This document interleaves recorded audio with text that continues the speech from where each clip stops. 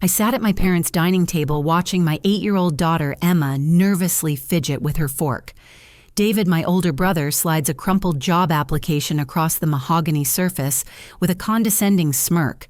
The paper reads, "Janitorial Services, Entry-Level Position." My parents exchange knowing glances while Sarah David's wife suppresses a laugh behind her wine glass. Emma's cheeks burn crimson with embarrassment.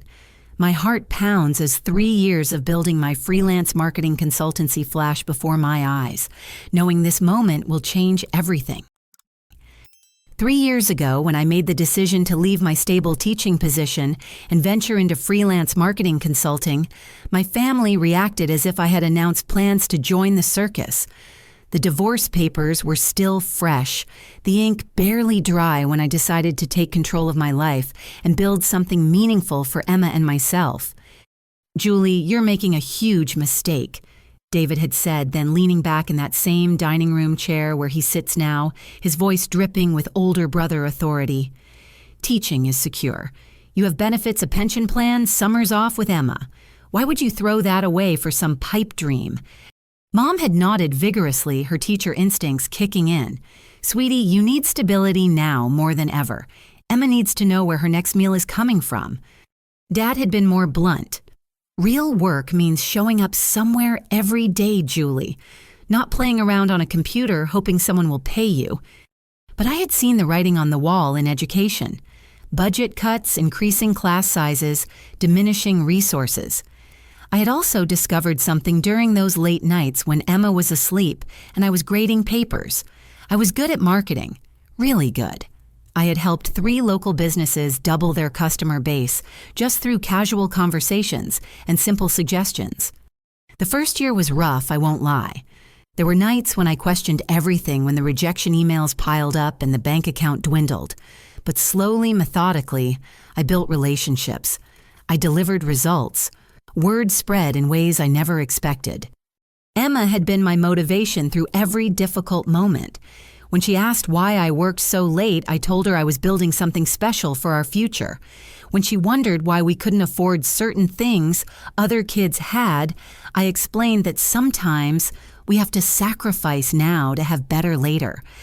What my family didn't know was that by year 2, I was earning more than I ever had as a teacher. By year 3, I was turning down projects, but I had made a conscious decision to keep this information private. Every family gathering had become an opportunity for David to showcase his corporate achievements while subtly undermining my choices. "How's the little business venture going?" he would ask, making air quotes around business venture, as if it were some childish hobby. Sarah would usually remain silent during these exchanges, but I caught her uncomfortable expressions when David's comments grew particularly sharp. She worked in real estate and understood entrepreneurship, but family loyalty seemed to keep her quiet. The breaking point came today when I overheard David on a phone call in Dad's study before dinner. He was talking to someone from his office, and his words stopped me cold. "My sister is actually desperate for work," he was saying. "She left teaching to try some freelance thing, but it's not working out. She's got a kid to support, and she's really struggling. I'm trying to help her out with a position here, but between you and me, Jennifer, she's not exactly the most stable person right now, making poor decisions left and right." Jennifer, his boss. The woman he had been trying to impress for months with his dedication and family values. He was using my supposed failure as a way to boost his own image as the responsible, caring brother. The realization hit me like ice water. This wasn't just family criticism or brotherly concern. David was actively damaging my reputation with people I might need to work with professionally. He was painting a picture of instability and desperation that could follow me in a city where business connections mattered. I stood outside that study door, my hands trembling with a mixture of rage and betrayal, as my brother continued to elaborate on my fictional struggles to his boss. Emma had been unusually quiet lately, more withdrawn after family visits. Now I began to wonder what other conversations she had overheard, what seeds of doubt about her mother's capabilities had been planted in her young mind. When I walked back into the dining room, David was already seated, that job application ready to slide across the table, like some kind of rescue rope for a drowning woman.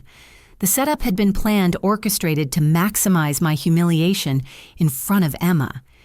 "So, Julie," he began, his voice taking on that patronizing tone I had come to despise, "I've been thinking about your situation." David straightened in his chair, clearly relishing his moment as the family problem solver. The job application lay between us like evidence of my supposed inadequacy, its corners bent from being folded and unfolded multiple times. "This position just opened up at my company." He continued tapping the paper with his index finger. "Janitorial services. It's not glamorous, but it's honest work. Steady paycheck, benefits after 90 days, and I could put in a good word for you." Emma's fork clattered against her plate. She looked between David and me, confusion clouding her features. At 8 years old, she understood enough to know that Uncle David was suggesting her mother clean toilets for a living, but not enough to understand why that would be presented as generous help.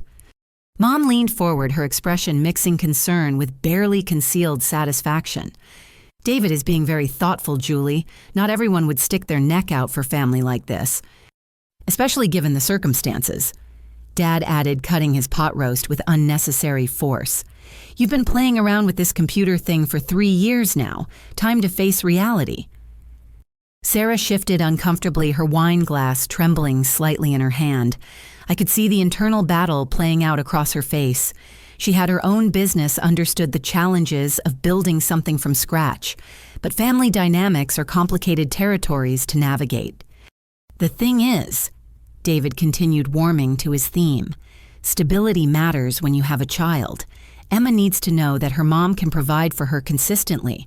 No more wondering if there will be enough money for school supplies or clothes." Emma's face crumpled slightly. "Mommy, do we not have enough money for my school supplies?" The innocence in her voice cut through me like a blade. I had always made sure Emma had everything she needed, often more than she needed.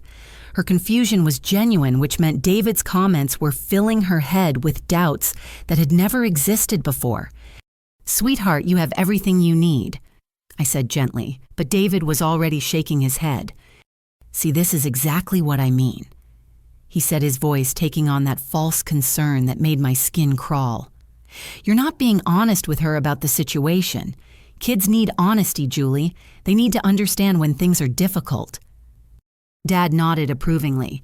"When I was laid off from the plant back in '87, we told David and you exactly what was happening. No sugarcoating. That's how kids learn responsibility." "I remember that," David said. Dad took whatever work he could find. Didn't matter if it was beneath his usual skill level. Family comes first, pride comes second. Mom dabbed at her eyes with her napkin as if the memory of Dad's sacrifice was too beautiful for words. "Your father painted houses, cleaned gutters, did whatever it took. He didn't sit around waiting for the perfect opportunity." The comparison was clear, deliberate, and devastating.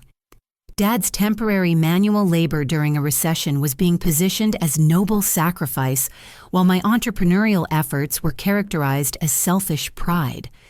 "I've been talking to some people at work about your situation," David continued, and my blood ran cold as I remembered the overheard conversation. "My boss, Jennifer, she's very understanding about family obligations. She said she admires someone who's willing to do what it takes to support their child." Emma perked up slightly. "Uncle David's boss knows about me." "She knows about both of you," David said, his smile not reaching his eyes. "She knows how hard your mom has been trying to make things work and how important it is for you to have stability." The manipulation was masterful. David was painting himself as my advocate while simultaneously broadcasting my supposed desperation to his professional network. Every word was designed to make Emma question my competence while positioning him as the responsible adult in the room. "Jennifer actually said she was impressed that I was looking out for my family," David continued. "She said not everyone would take responsibility for helping a sister who was struggling." Sarah's hand tightened around her wine glass. I caught her eye and saw something there that looked like apology, or maybe warning. She knew something was wrong with this picture, but she also knew that challenging David in front of my parents would create family warfare that could last for years. "The application process is simple," David said, sliding the paper closer to me. Basic background check, drug test, standard stuff. I could walk it down to Human Resources tomorrow morning if you fill it out tonight. Emma was watching me now, her young mind trying to process why everyone seemed to think her mother needed to take a job cleaning buildings. The shame in her eyes was breaking my heart, but underneath it, I could see something else. Confusion about why the adults around her were treating me like I was incapable of taking care of her. "What does janitorial services mean?" Emma asked quietly. Before I could answer, Dad jumped in. "It means cleaning, sweetheart. Mopping floors, emptying trash cans, keeping things tidy. Important work that keeps offices running smoothly." "Like cleaning our house?" Emma asked. "Exactly like that," Mom said. "Except your mommy would get paid for it and she'd have a boss to make sure she showed up every day." The implication that I didn't show up for my current work consistently was another small knife twist. Emma nodded slowly as if this made perfect sense, which made me realize how much confusion had already been planted in her mind about what I actually did for work. "I just want to make sure Emma has what she needs," David said, his voice dripping with false sincerity. "Kids shouldn't have to worry about whether their parents can provide for them." That was when I heard my own daughter ask the question that shattered something inside me. "Mommy." Emma said, her voice small and uncertain, "Are we poor?" The question hung in the air like smoke from a fire that had just consumed everything I held dear. Emma's wide brown eyes searched my face for an answer, but behind her innocent curiosity, I could see something far more devastating. Doubt. She was doubting whether her mother was capable of taking care of her. "What makes you ask that, sweetheart?" I managed to say, my voice steadier than my racing heart. Emma glanced around the table, taking in the expectant faces of her grandparents and uncle, before looking back at me with the brutal honesty that only children possess. "Uncle David said that sometimes mommies who don't have regular jobs can't buy their kids the things they need. He said that's why kids sometimes have to go live with other people who can take better care of them." The room went dead silent.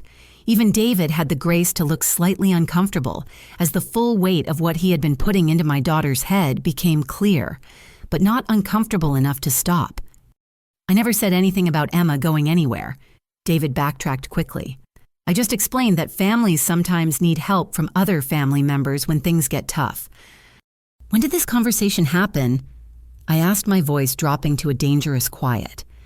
Emma fidgeted with her napkin. "Last weekend when we came to visit and you were helping Grandma in the kitchen.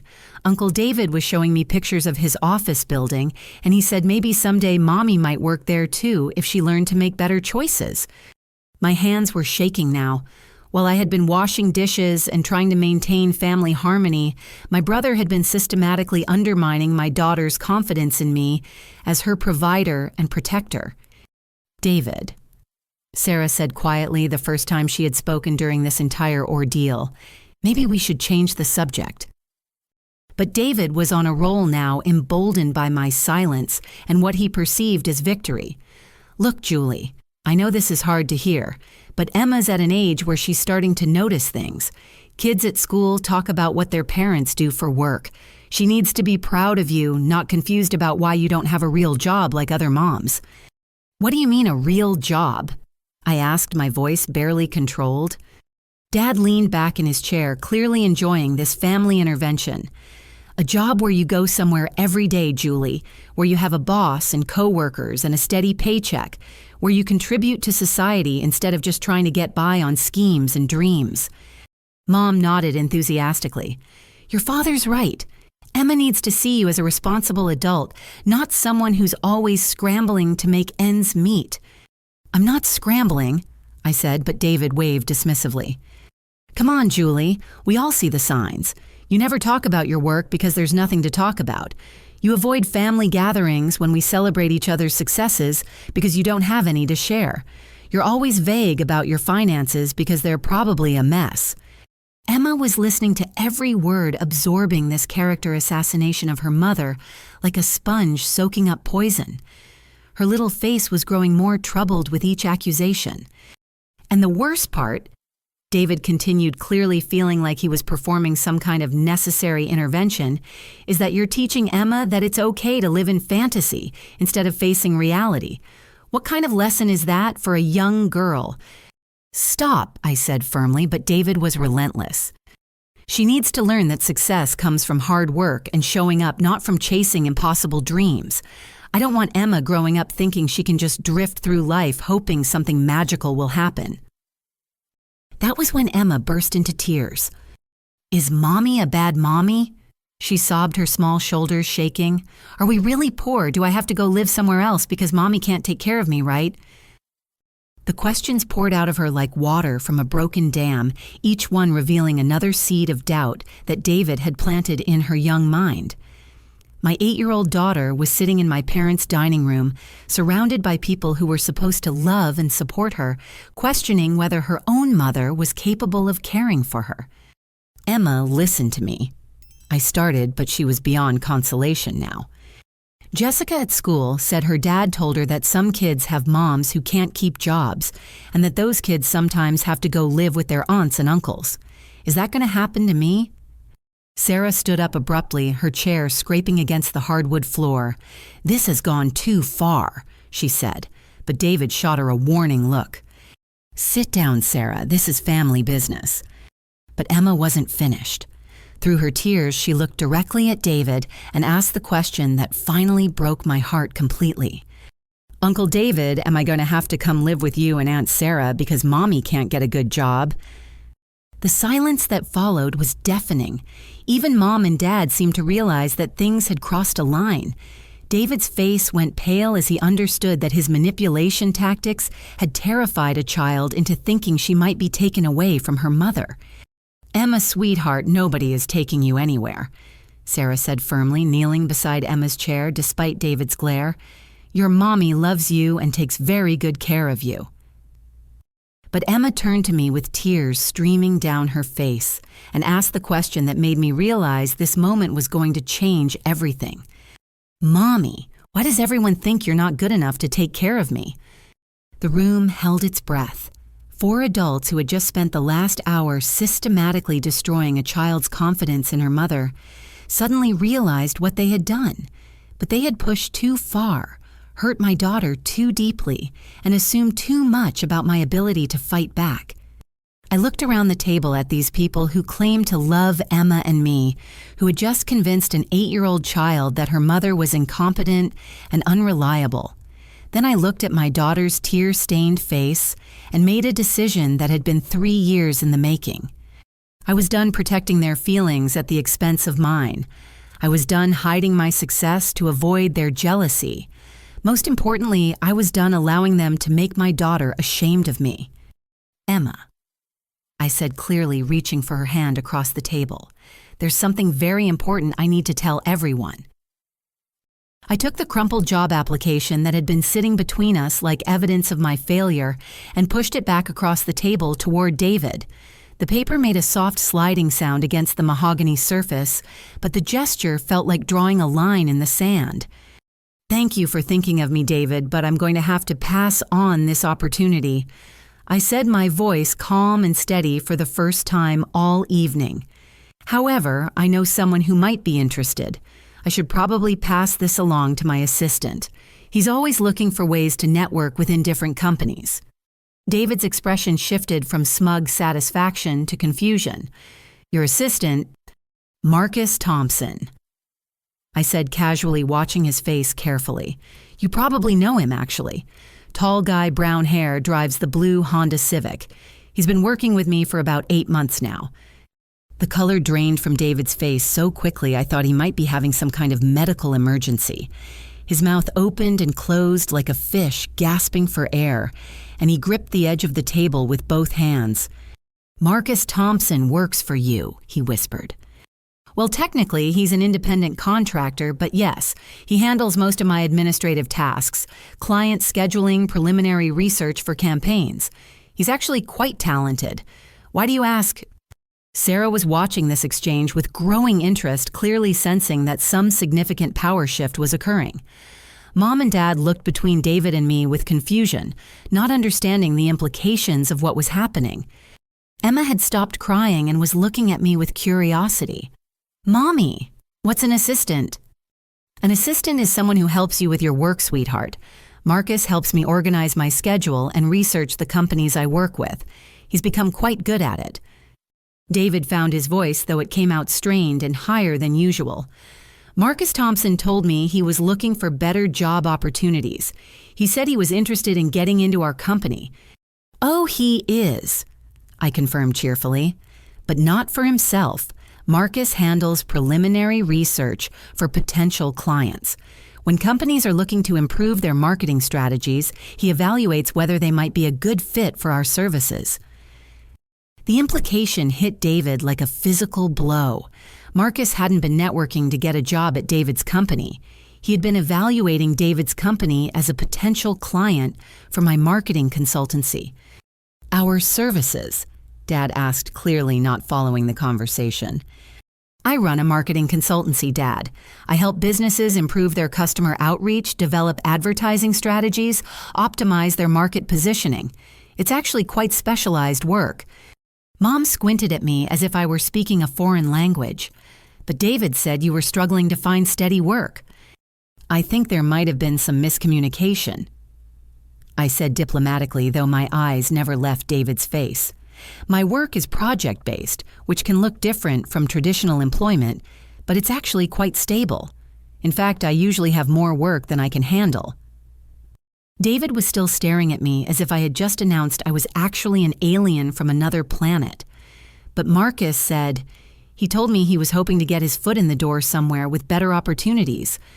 For his freelance writing career, yes.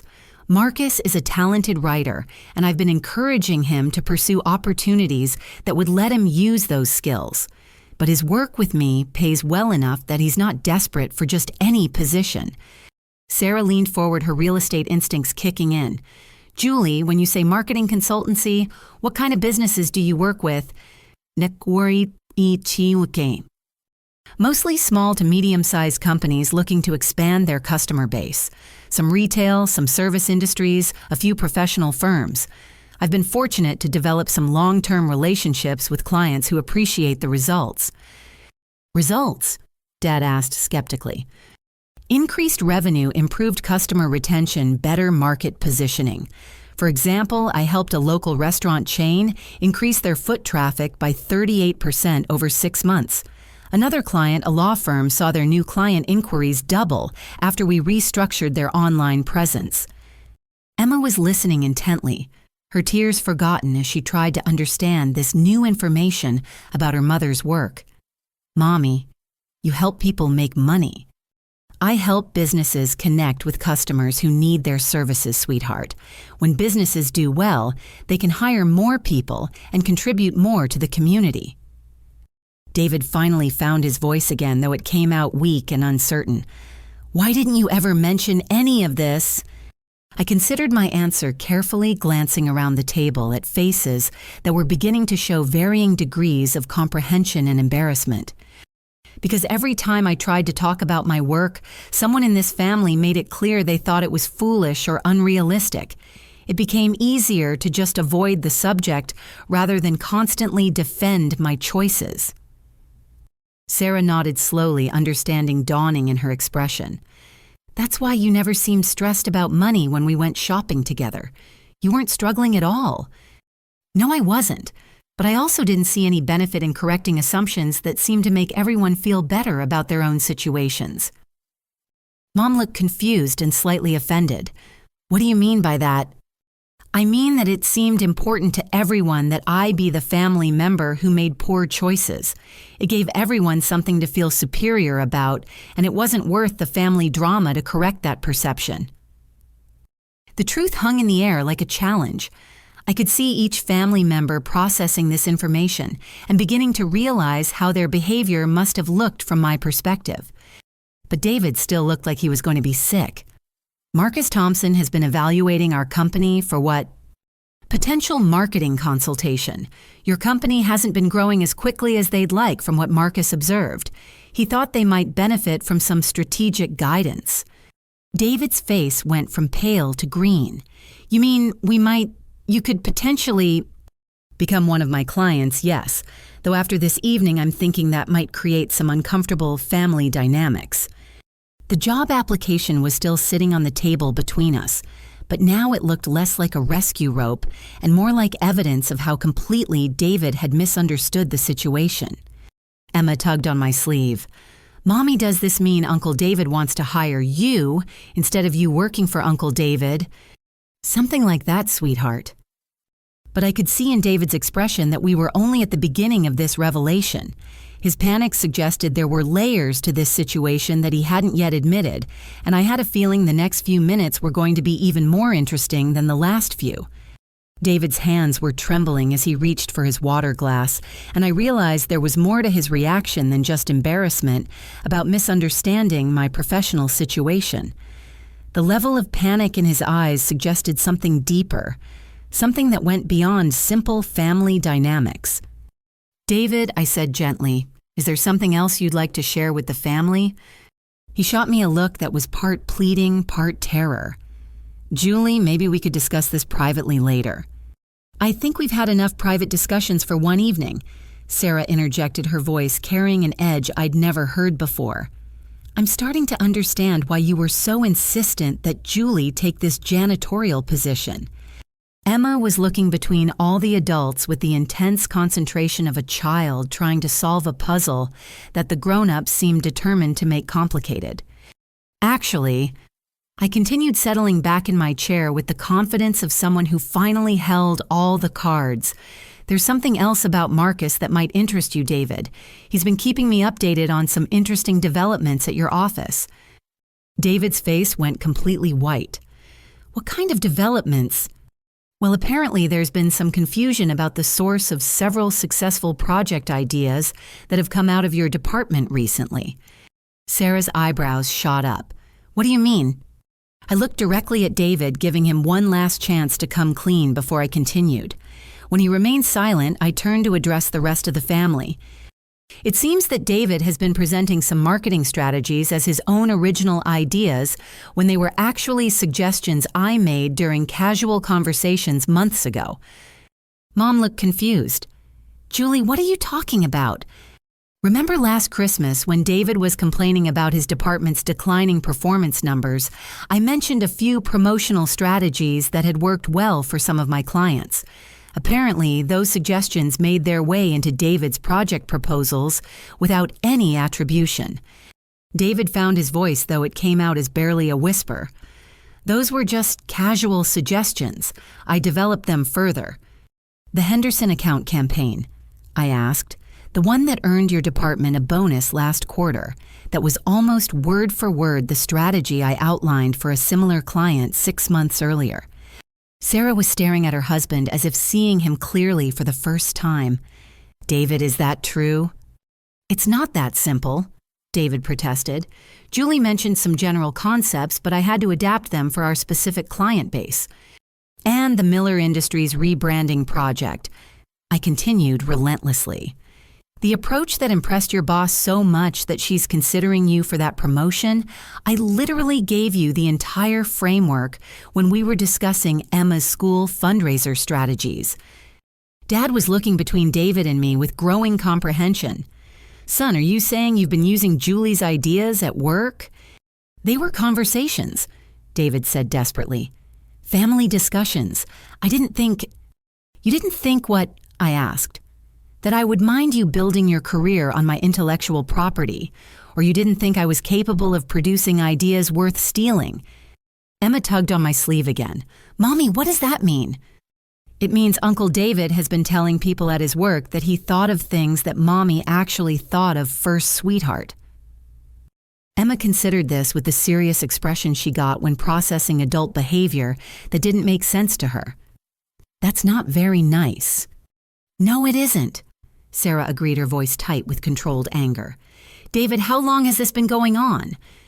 But before David could answer, I decided it was time for the final revelation.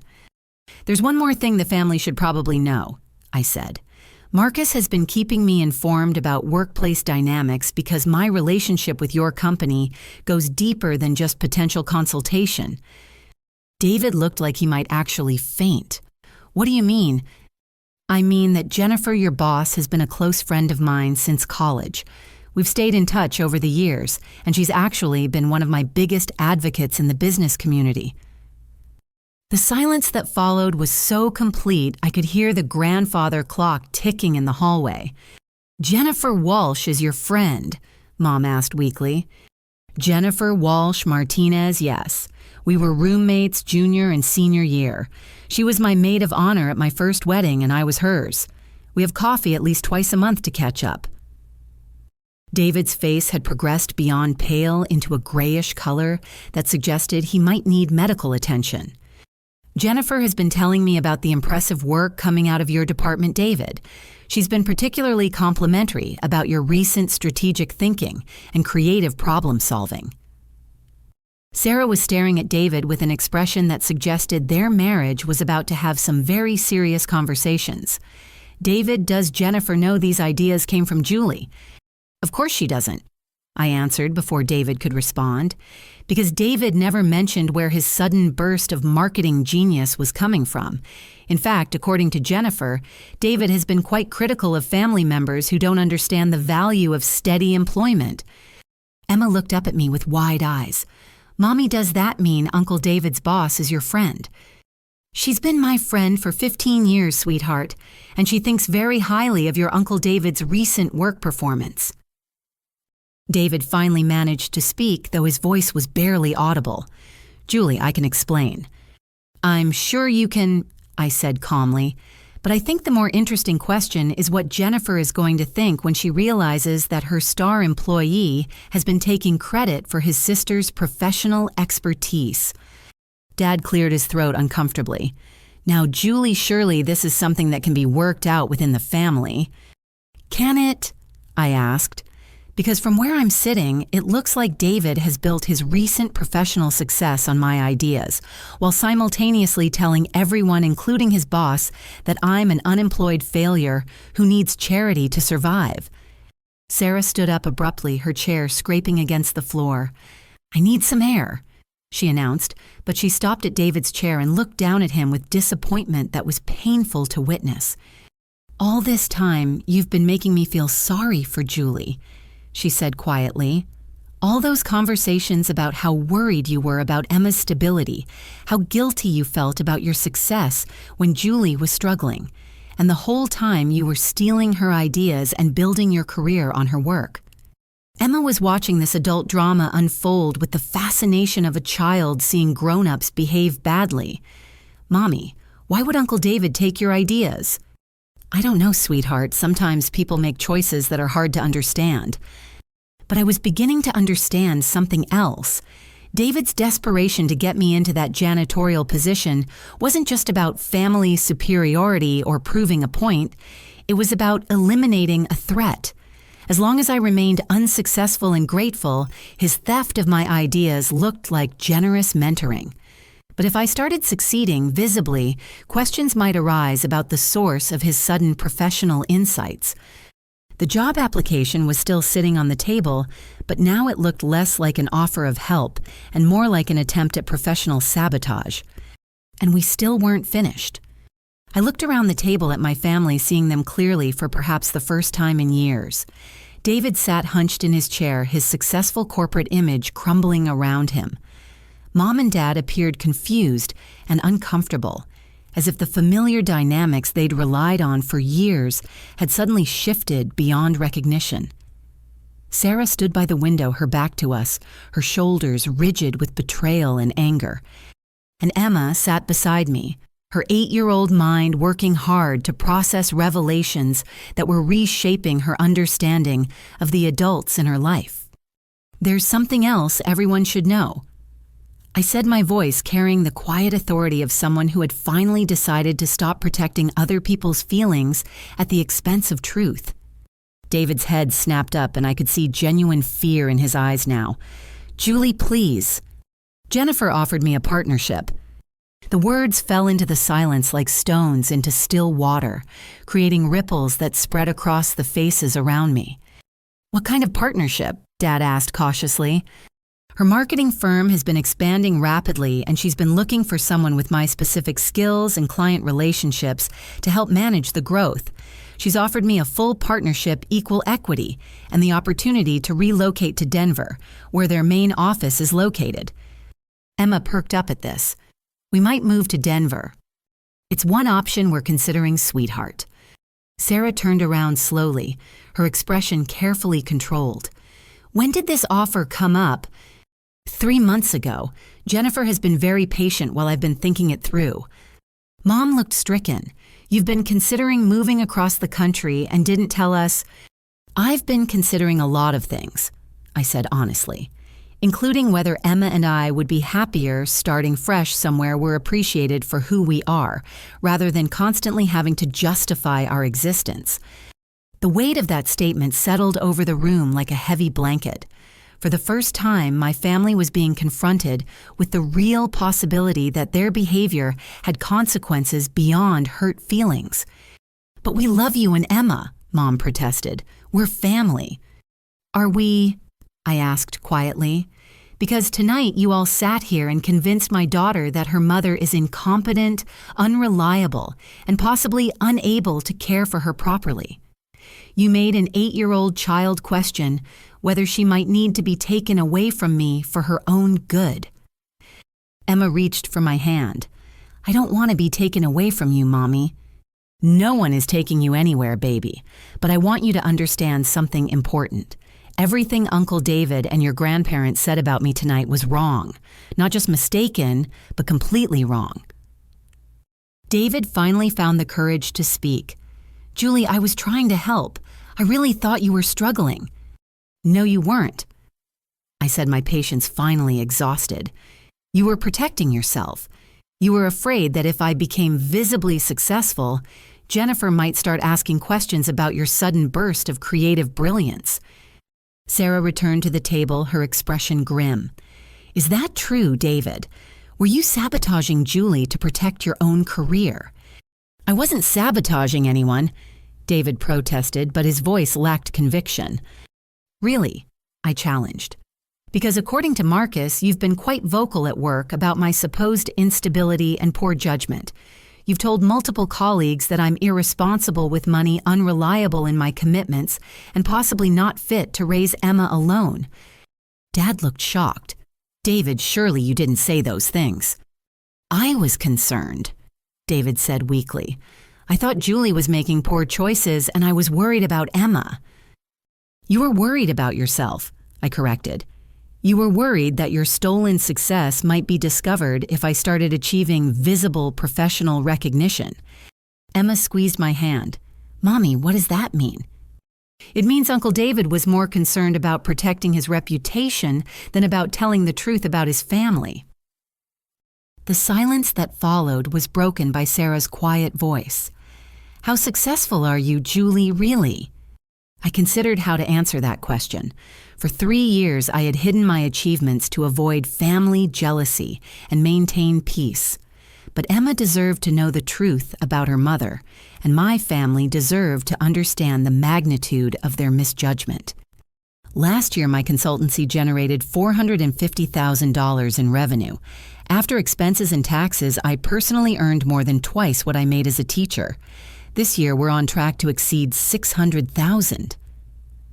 The numbers hit the table like physical objects, each one landing with audible impact in the stunned silence. Mom's mouth fell open. You made how much? And that's just my individual consultancy. Jennifer's partnership offer would likely double that within 2 years, plus equity, in a firm that's valued at over $3 million. Dad sat back in his chair as if he'd been pushed. Julie, why didn't you tell us?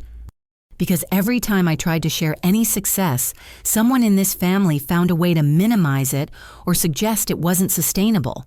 It became easier to just let you believe what you wanted to believe. Emma was staring at me with new eyes. Mommy, are we rich? We're comfortable, sweetheart. Very comfortable. You never have to worry about having what you need, and you never have to worry about me not being able to take care of you. David looked like he was going to be sick. Julie, if Jennifer finds out about the ideas I used, she's going to find out David.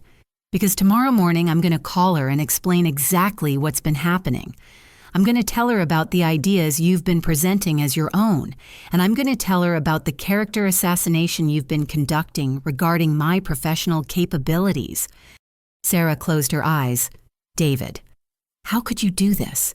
How could you steal from your own sister and then try to destroy her reputation? But I wasn't finished. There's one more thing everyone needs to understand. The reason I've been considering Jennifer's partnership offer isn't just professional opportunity. It's because I've been questioning whether Emma and I belong in a family that treats us with such disrespect. Emma looked alarmed. Are we moving away? I don't know yet, sweetheart. But I want you to understand that we have choices. We don't have to accept being treated badly just because we're family. Mom started crying. Julie, we never meant to treat you badly. Didn't you? I asked. Because tonight you all participated in humiliating me in front of my daughter.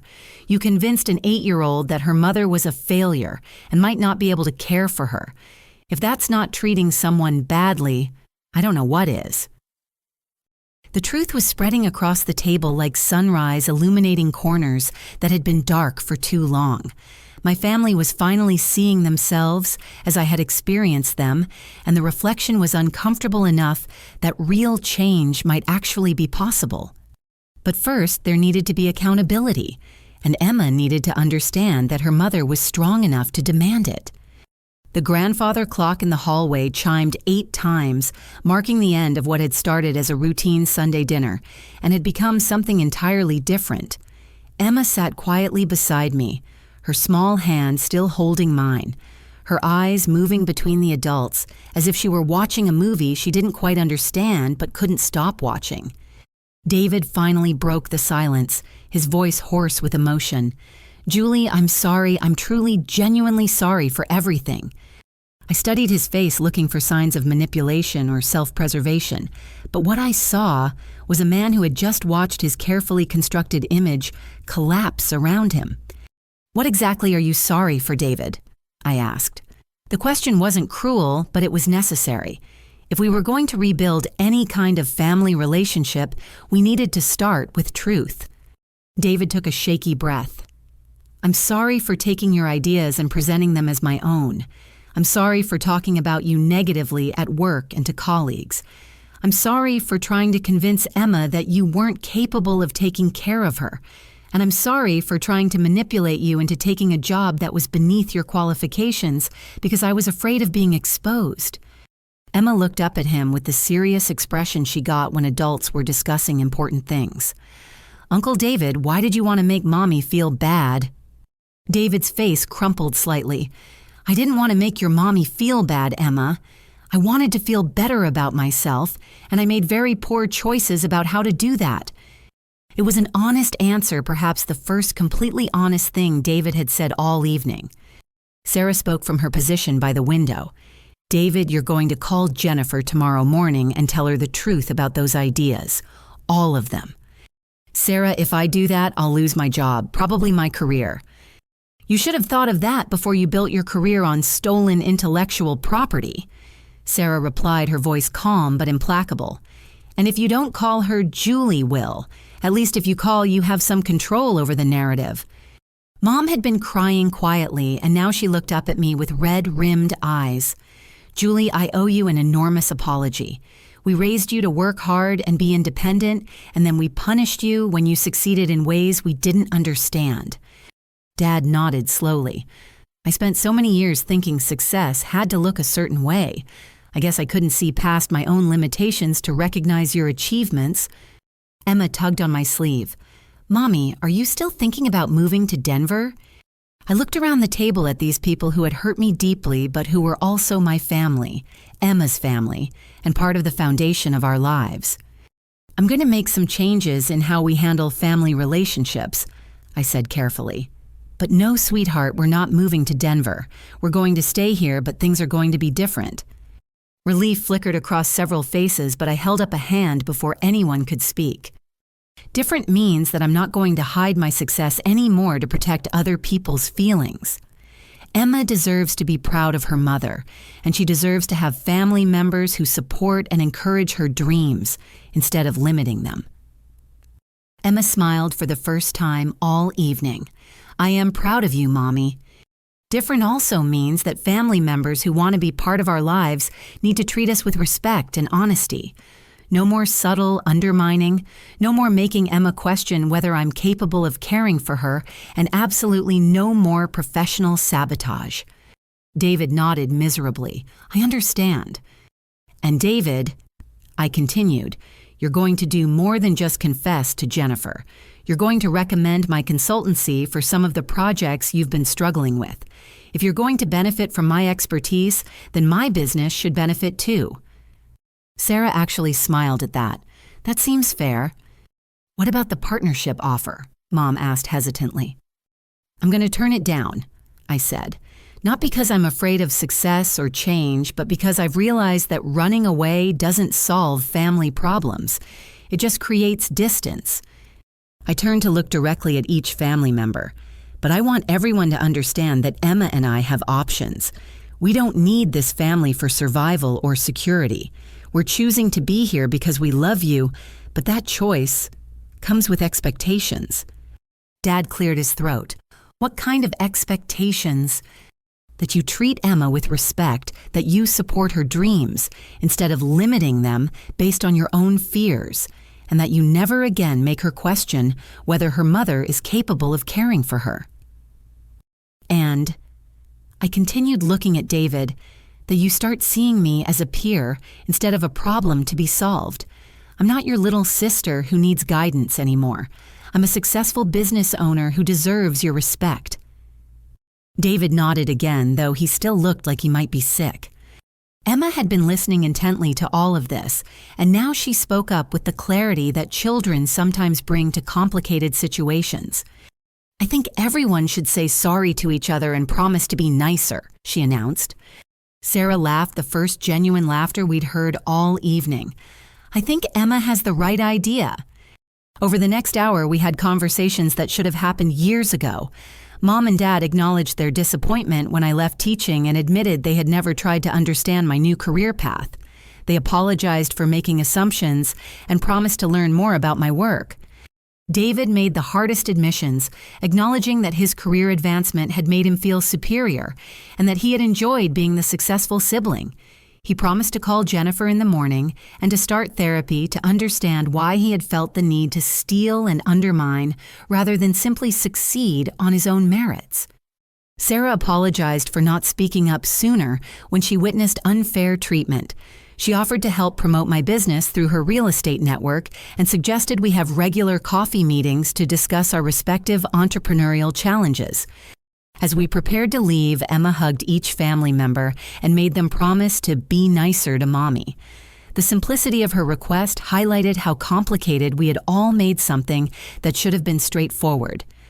On the drive home, Emma was unusually quiet until we stopped at a red light. Mommy, she said thoughtfully, I'm sorry I believed Uncle David when he said you might not be able to take care of me. My heart squeezed tight. Sweetheart, that wasn't your fault. Adults are supposed to tell children the truth, and Uncle David was confused about what the truth was. But I should have known better, she insisted. You take really good care of me. You help me with homework and make my favorite meals and read me stories every night. I should have remembered that instead of worrying about what other people said. I pulled into our driveway and turned to look at my daughter, this wise little person who had just learned some difficult lessons about family dynamics and trust. Emma, what happened tonight taught us both something important. We learned that sometimes people we love make mistakes, and sometimes those mistakes hurt us. But we also learned that we can stand up for ourselves and ask people to treat us better. And we learned that you're really good at your job, Emma added with a grin. We did learn that, I agreed, laughing. Mommy, can I tell Jessica at school that my mom helps businesses make more money? You can tell Jessica that your mom runs a successful marketing consultancy and that you're proud of her work. I am proud, Emma said firmly, and I'm never going to let anyone tell me that you're not good at taking care of me. That night, after Emma was asleep, I sat in my home office looking at the partnership contract Jennifer had sent months ago. The opportunity was still there, still attractive, still financially rewarding. But tonight had taught me something valuable about the difference between running towards something and running away from something. I was choosing to stay not because I was afraid to leave, but because I had finally learned to value myself enough to demand better treatment from the people who claimed to love me. Emma deserved to grow up in a family that celebrated her mother's success rather than hiding from it. 3 days later, David called to tell me that his conversation with Jennifer had gone better than expected. She was disappointed about the stolen ideas, but impressed with his honesty in confessing. She'd also expressed interest in meeting with me about potential collaboration between my consultancy and their company. She said she'd been wondering why my recent work reminded her so much of your college marketing projects. David said with a weak laugh. Apparently, she's been waiting for me to mention that my sister was in the marketing field. Over the following months, my family relationships transformed in ways I hadn't expected.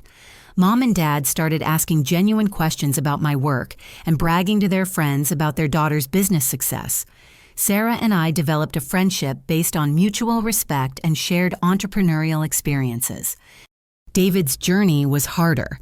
He lost his promotion opportunity when the full scope of his intellectual theft became clear, but he kept his job and began the long process of rebuilding his professional reputation through honest work.